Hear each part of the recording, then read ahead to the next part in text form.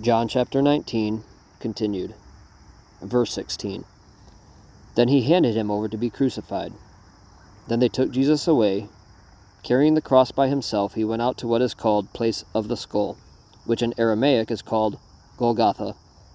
There they crucified him and two others with him, one on either side, with Jesus in the middle. Pilate also had a sign made and put on the cross. It said, "Jesus of Nazareth, the King of the Jews." Many of the Jews read this sign, because the place where Jesus was crucified was near the city, and it was written in Aramaic, Latin, and Greek. So the chief priests of the Jews said to Pilate, "Don't write the King of the Jews, but that he said, 'I am King of the Jews.'" Pilate replied, "What I have written, I have written." When the soldiers crucified Jesus, they took his clothes and divided them into 4 parts, a part for each soldier. They also took the tunic, which was seamless, woven in one piece from the top. So they said to one another, "Let's not tear it, but cast lots for it, to see who gets it." This happened that the scripture might be fulfilled, that says, "They divided my clothes among themselves, and they cast lots for my clothing." This is what the soldiers did. Standing by the cross of Jesus were his mother's sister, Mary, the wife of Clopas, and Mary Magdalene.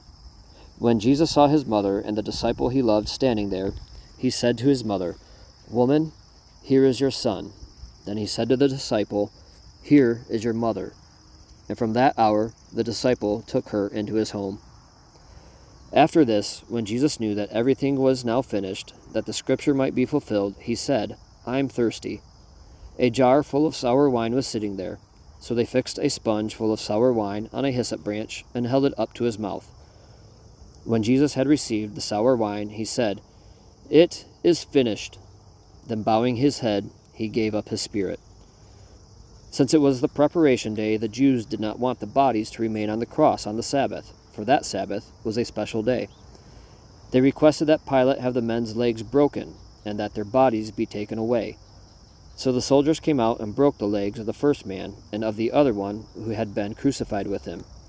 When they came to Jesus, they did not break his legs, since they saw that he was already dead. But one of the soldiers pierced his side with a spear, and at once blood and water came out.